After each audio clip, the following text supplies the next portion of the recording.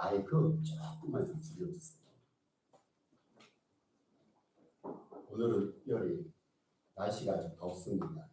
편안한 마음을 가지고 말씀을 듣다 보면 하나님께서 영적인 시원함을 주시리라 사례됩니다.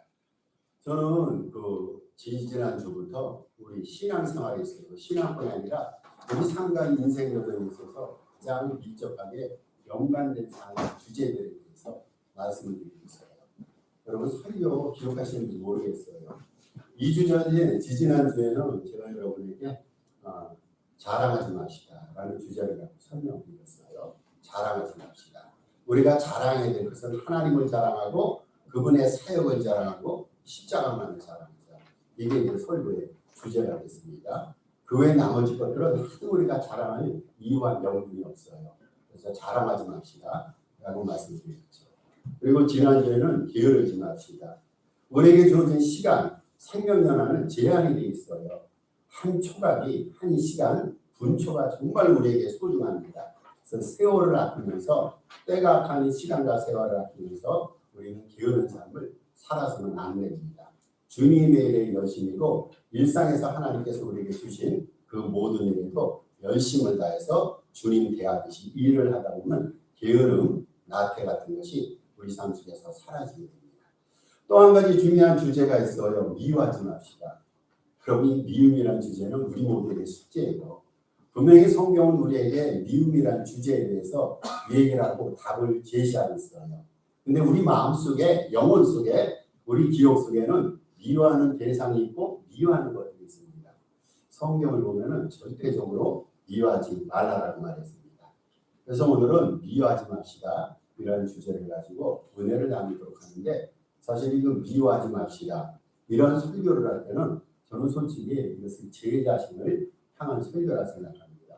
제 마음속에도 영혼 속에도 누군가 미워하는 마음이 살포시라도 있었어요. 그래서 오늘은 이 주제를 갖고 설교할 때 정말로 두렵고 떨리는 마음을 가지고 미움이 영혼 속에서 삶 속에서 사라지기를 원하고 기도하는 마음으로 설명하시면 됩니다.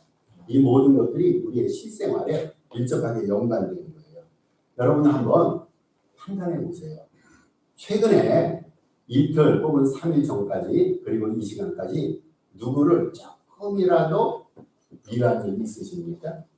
그렇다면 오늘 설교를 들으면서 요 미움이라는 이게 일종의 삶의 쓰레기, 영혼의 쓰레기예요. 성경에는 요거 버리셔야 됩니다.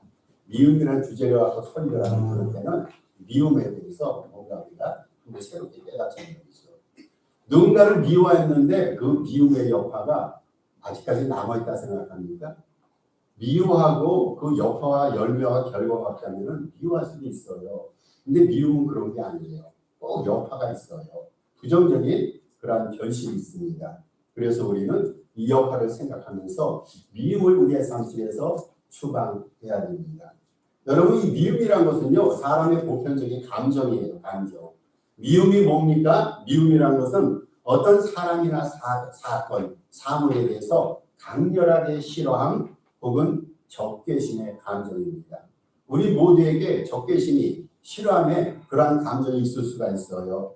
모든 사람 안에서 공통적으로 발견할 수 있고 누구나 가질 수 있는 보편적인 감정이 미움 현상이라는 말이죠. 여러분 우리는 이렇게 생각하면 됩니다. 동일한 사람 안에도 우리가 좋아하는 것이 있고 싫어하는 것이 있어요. 어떤 것은 우리가 좋아하고 어떤 것은 우리가 싫어합니다. 누구든지 어떤 물건이나 사람에 대해서 호불호가 있고 선호대가 있어요. 다 있잖아요. 여러분 제가 여러분에게 설교를 합니다. 근데 어떤 사람은 그 설교가 은혜롭게 들리는 사람이 있어요. 모든 교인들이 동일한 설교, 동일한 설교자 설교에 모두가 똑같이 은혜를 받지 않습니다. 어떤 사람은 웅변주의 설교를 좋아하는 사람이 있고 어떤 사람은 조근조근 강의식의 설교를 즐기는 사람도 있어요. 그리고 어떤 사람은 구어체라고 그러죠. 대화하듯이 정말로 조곤조곤 대화를 나눔으로써 마음의 영혼의 소통을 좋아하는 사람도 있습니다. 여러분 운동도 마찬가지예요. 저와 같은 경우에는 운동을 해보자 하면서도 운동을 어떤 때는 좋아하는데 기후라든지 날씨, 변동스러운 삶의 상황 속에서 운동을 싫어하곤 합니다. 어떤 사람은 걷기 운동을 좋아하는 사람이 있고 어떤 사람은 유산소 운동, 근육 운동을 좋아하는 사람이 있습니다. 이 사람마다 운동도 호불호가 있고 다르단 말이죠. 설교를 듣는 귀도 달라요. 싫어하는 설교가 있고 사랑하고 좋아하는 설교도 있습니다. 여러분 어떤 사람에 대해서는요 우리가 정감이 가는 사람이 있어요. 그 사람과 대화를 나누지 않았는데 첫 인상을 보니까 뭔가 마음에 들어요. 사랑하고 싶은 마음이 생기고 뭔가 마음에 품어주고 싶은 그러한 사람이 있습니다. 그런데 어떤 사람은 내가 그 사람을 경험해 보지도 못했는데 첫 인상을 보면서 괜히 거부 반응이 느끼고 싫어지는 사람, 미워지는 사람도 있습니다. 여러분 물론요 내가 누군가를 사랑하는 그런 마음이 생기는 사람에게는요 분명히 사랑을 받을 만한 뭔가가 있어요. 괜히 우리가 그 사람을 사랑하는 게 아니에요. 누군가를 좋아하고 사랑할 때는요 그 사람 나름대로 사랑을 받을 만한 어떤 장점 요소가 있단 말이죠. 그리고 미움을 받는 사람은요 미움을 받을 만한 그러한 요소가 있어요.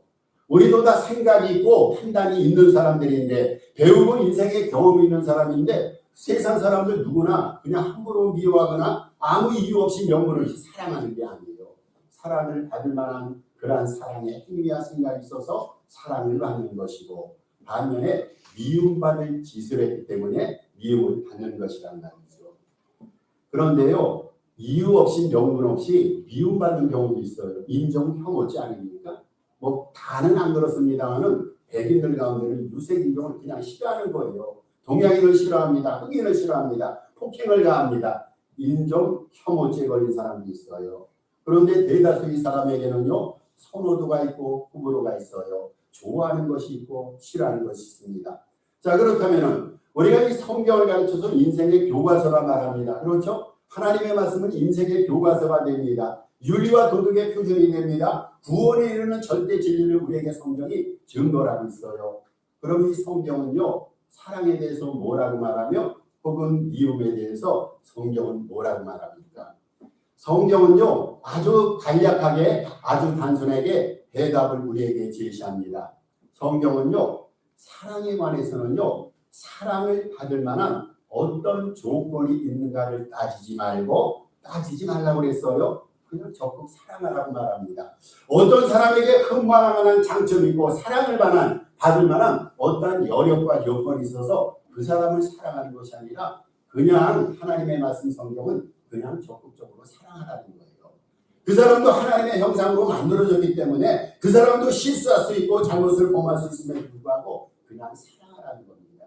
이게 성경의 해답이에요. 그냥 성경은요 적극적으로 사랑하라고 말합니다.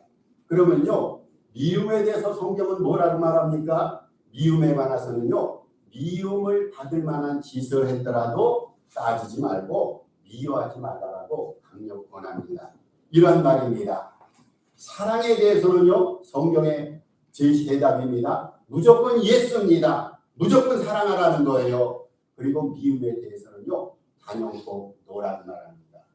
이거 제 말이 아닙니다. 여러분 이거 굉장히 힘든 거예요. 사랑만을 받을 만한 그러한 삶을 살지 않았는데 어떻게 우리가 그 사람을 사랑합니까? 근데 성경은 그 사람을 사랑하라고 그랬어요. 사랑에 대해서는요 무조건 예스라고 성경은 말합니다. 여러분 우리가 성경을 우리를 구원하시는 하나님의 절대 진리의 말씀으로 받아들인다면 그래 성경에서 사랑하라고 그랬으니까 저 사람에게 흠모할 만한 장점이 없고 사랑을 받을 만한 어떠한 조각이 없을지라도 내가 사랑해야겠다 라는 것이 성경을 지키는 하나님의 말씀의 사람이라는 거죠.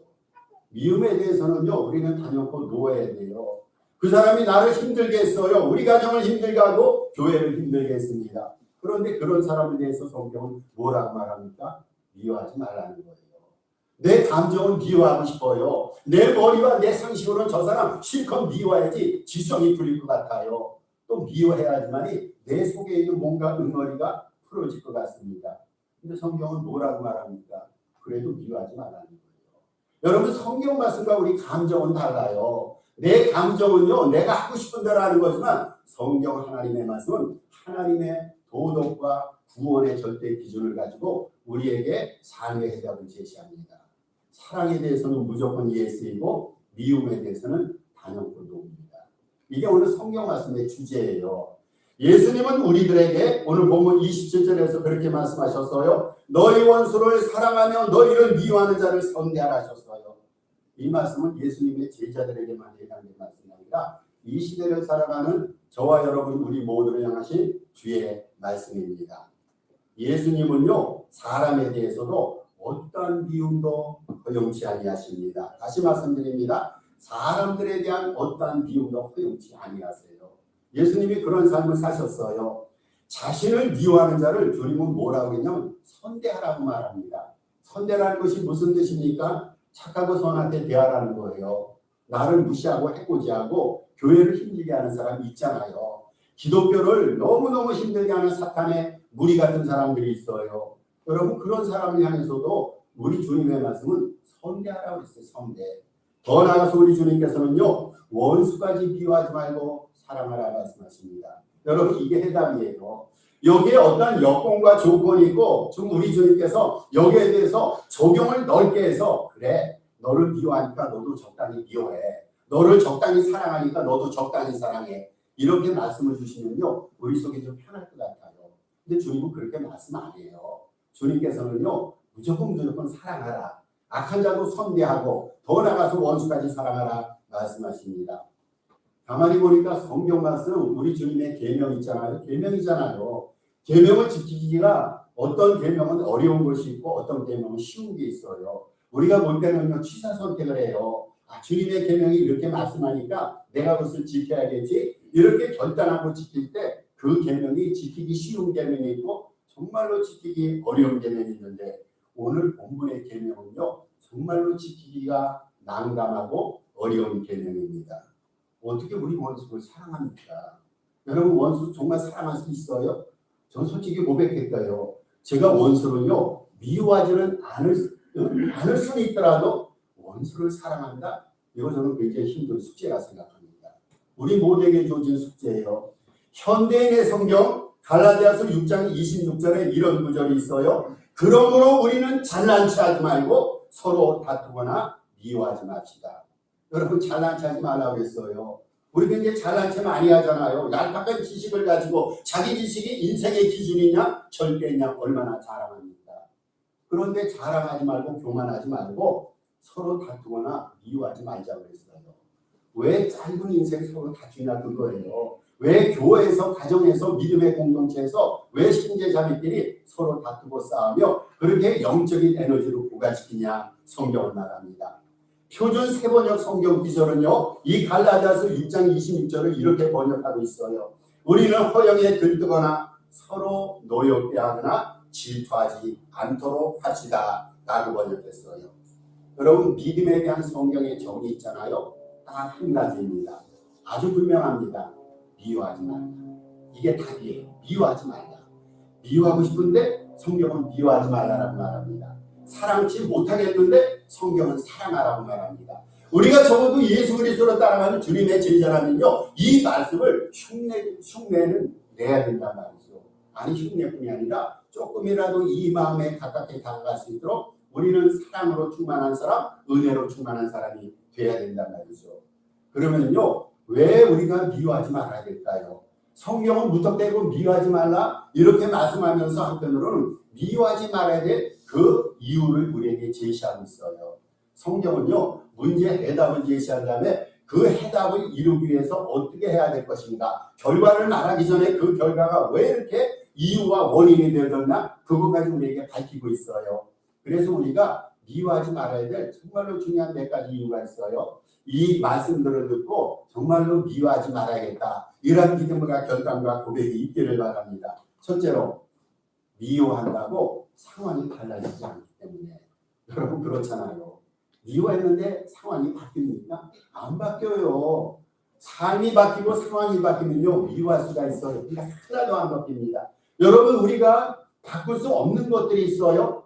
이 세상을 살아가면서요 우리는 바꿀 수 없는 것들을 외부 환경을 못 바꿉니다. 하늘에서 폭우가 쏟아지고 폭염이 있는데 이게 우리가 외부 환경을 컨트롤 할 수가 없어요. 외부 환경은요 우리가 통제하거나 다스릴 수 없는 것들이에요. 또 우리가 바꿀 수 없는 것이 있습니다. 여러분 다른 사람들 남 우리가 못 바꿔요. 자식도 우리가 못 바꿔요. 목사가 성도를 바꿉니까? 못 바꿔요. 아무리 하나님의 말씀으로 고치려 해도 우리가 고칠 수 없어요. 외부 환경과 외부 사람들은요 논할 수가 없어요. 안 변합니다. 그런데 우리가 통제하거나 다스릴 수 있는 것이 있어요. 자기 자신을 다스릴 수가 있어요. 우리 영혼은 내가 통제할 수가 있어요. 외부 사람, 외부 환경이 전혀 통제하거나 다스릴 수 있지만 우리 스스로는 다스릴 수가 있어요.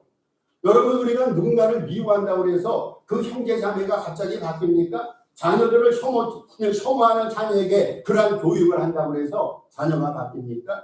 혈기내고 분노한다고 해서 남이 바뀌지 않아요. 외부 환경이 바뀌지 않습니다. 아무것도 세상이 달라지는 것은 없습니다. 그래서요, 누군가를 미워한다는 것은 허심을 쓴 거, 허심. 열심은 노력했는데 결과가 안 나왔어요. 허심 쓴 거, 허심. 여러분, 미워하는 것은요, 인생의 낭비예요. 미워함으로써 자기 자신의 인격이라는 믿음이 자라지도 못할 정도로 내가 미워한다고 해서 그 사람이 변하는 것은 조금도 없단 말입니다. 그래서 우리가 미워해서는 안 된단 말이죠. 두 번째 이유가 있어요. 미움은 마음의 질병을 일으키기 때문에. 여러분, 이거 중요한 거예요. 미움은 마음의 질병을 일으켜요. 우리가요, 미움이란 뿌리를 마음속에 내리고 살아갈 때, 미움을 붙들고 살아갈 때 그 미움은 우리를 속에서부터 갉아먹습니다. 속에서부터. 내 영혼을 미움이 갉아먹어요. 내 감정을 갉아먹습니다. 그래서 어떤 일이 생겨납니까? 여러분, 미워하다 보면요, 정신병이 생겨요. 정신병. 이게 미움에 집착한 사람 보면요, 정상적이 아니란 말이죠. 거기에 그치는 게 아니라 이 정신질환은요, 육체적인 질환으로 연결이 됩니다.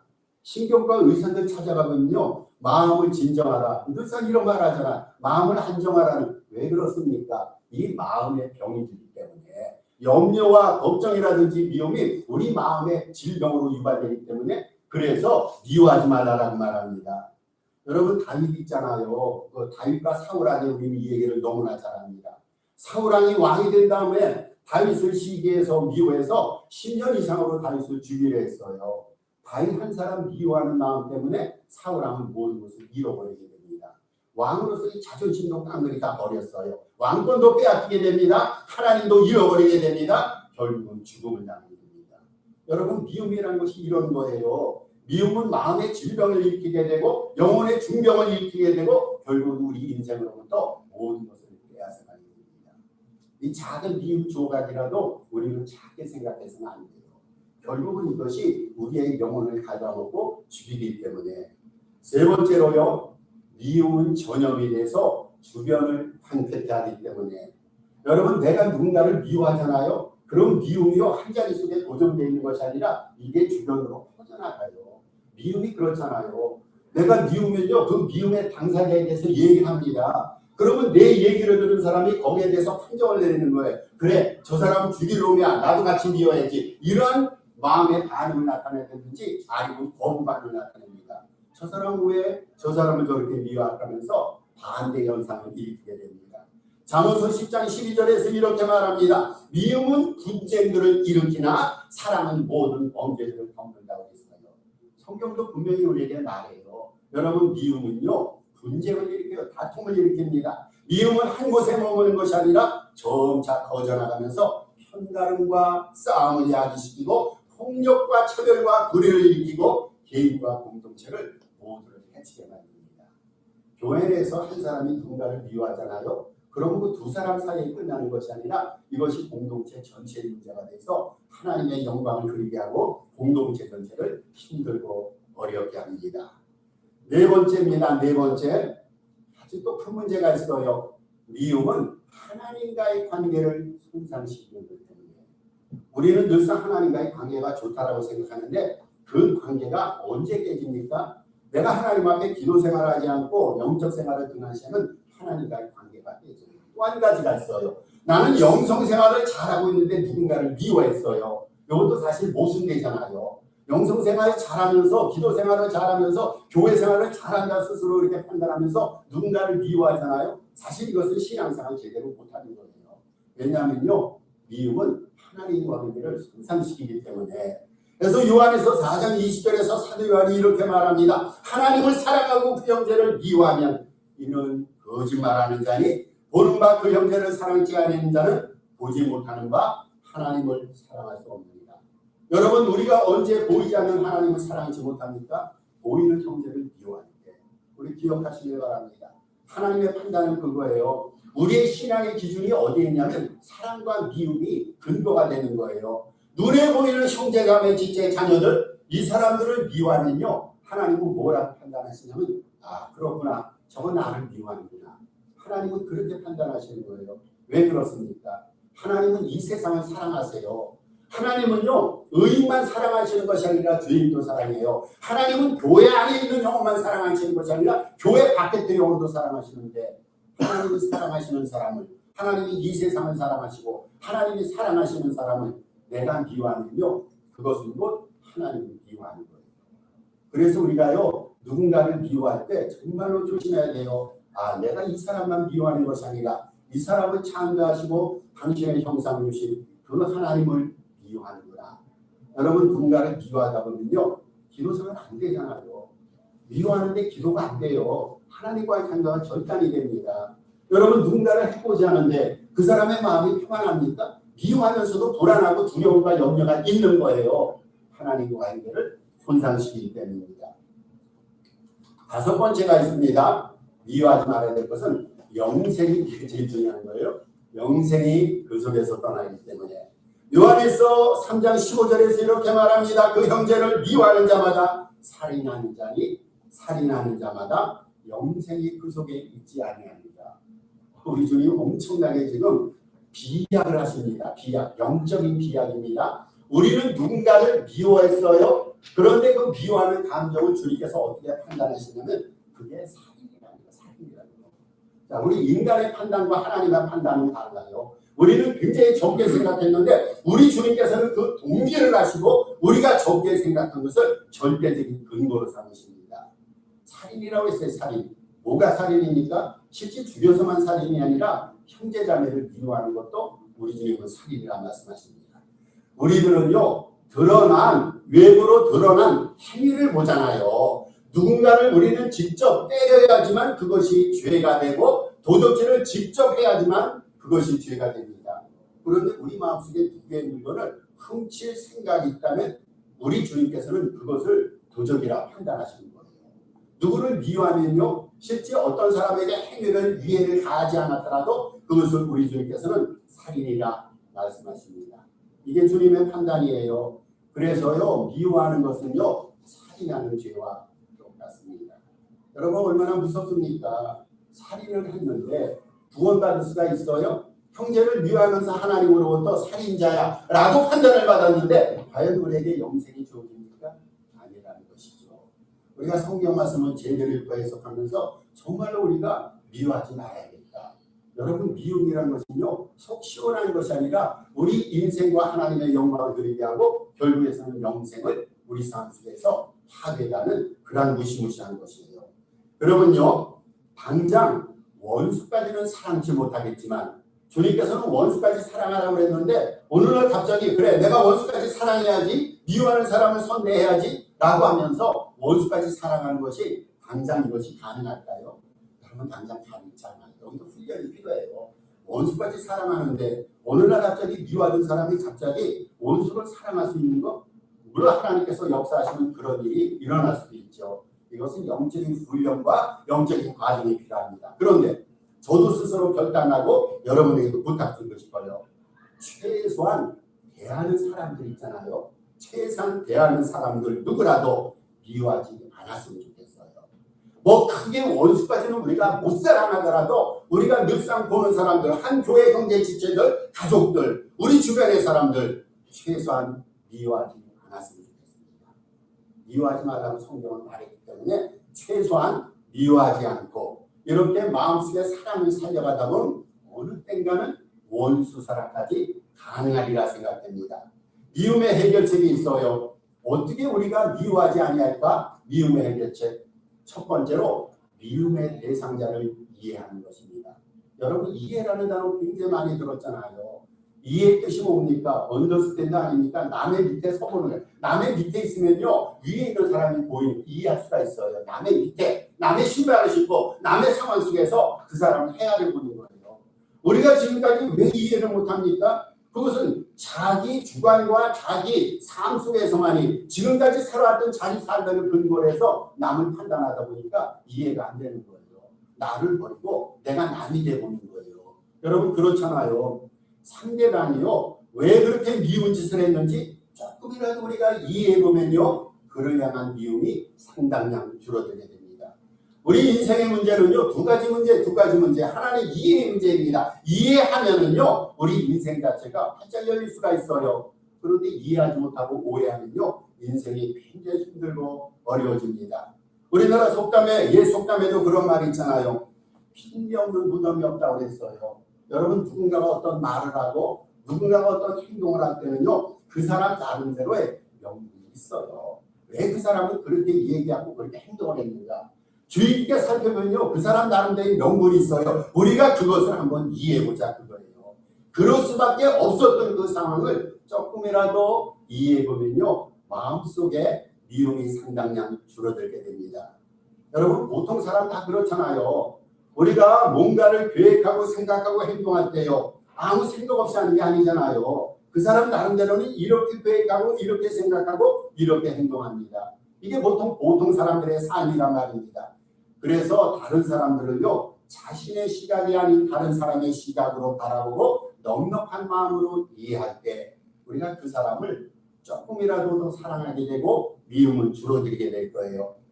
두 번째입니다. 두 번째 미움의 해결책은 이제 오늘 본문에서 제시하는 해결책이 됩니다. 축복하며 기도하는 것. 이게 더 어려운 거예요.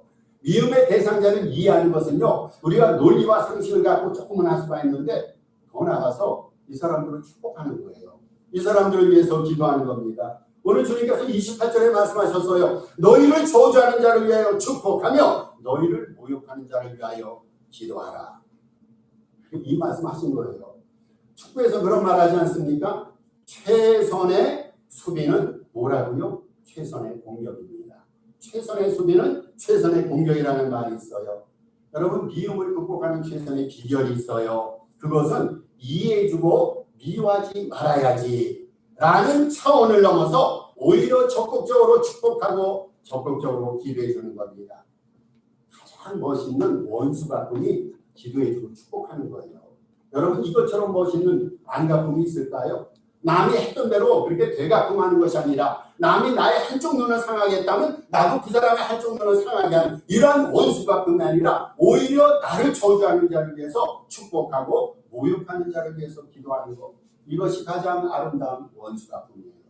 여러분 얼마나 멋있습니까? 예수 믿는 사람은 안 믿는 사람과 뭔가 달라야 되잖아요. 여러분 이 차원에서 다르자는 거예요. 한번 축복해 주자는 거예요. 나에게 상처를 더 심하게 입힐수록 그 사람을 위해서 한 번 더 기도해 주고 한 번 더 축복해 주자는 거예요. 이게 예수 믿는 증거 아닙니까? 여러분 이것이 예수님의 철학이고 정신이에요. 예수님은 이것 때문에 십자가를 지셨고 이것 때문에 구원의 완성을 우리에게 이루셨단 말이죠. 로마서 12장 21절에서 사도 바울이 이렇게 말합니다. 악에게 지지 말고 선으로 악을이라. 멋있는 말이잖아요. 악에게 지지 말라고 그랬어요. 어떤 것이 악에게 지는 겁니까? 악을 악으로 갚는 게 악에 지는 거예요. 남들과 똑같이 하면 예수 믿는 증거가 어디 있어요? 우리가 예수 믿는 매력이 있고 예수 믿는 장점이 어디에 있습니까? 남과 불신자가 행하지 않는 것들을 행할 수 있는 능력과 지혜가 예수 믿는 장점이고 매력이란 말이죠. 그것이 뭡니까? 미워하는 자를 축복하고 모욕하는 자를 위해서 기도하는 것. 여러분 정말로 이런 삶이 있었으면 좋겠어요. 우리 교회가 기독자들이 오히려 기독자들을 위해서 험난하게 비난하는 자를 위해서 매일 축복을 빌어주는 거예요. 주님 저들을 긍휼히 여기시고 축복해 주세요. 우리 기독교회가 세상을 위해서 날마다 기도하면 여러분 기독자들이 지금과 같이 신랄한 비난과 그 신랄한 부정적인 말들을 들을 이유가 없잖아요. 여러분 우리가요 축복하고 기도할 때 미운 마음이 그때 사라집니다. 한 가지 한번 물어봅시다. 기도를 열심히 하는데 기도하면서 누군가를 미워할 수가 있어요? 마음 한켠에서는 미워하는데 마음 한켠에서는 기도가 나옵니까? 이쪽에서는 축복이 나오는데 이쪽에서는 저주가 나옵니까? 아니에요. 우리 마음은요 한 가지 것만 들어가 있어요. 우리 영혼 속에 축복이 들어가 있으면요 저주는 없어지게 돼 있어요. 우리 마음속에 긍정적인 아름다운 인생의 장점이 들어가 있으면 부정적인 것은 자연히 사라지게 돼 있습니다. 그렇다면요 우리 삶과 영혼을 축복과 기도로 채워가자는 거예요. 최소한 우리가 기도하는 순간만큼요 우리 영혼이 밝고 성결하고 거룩해집니다.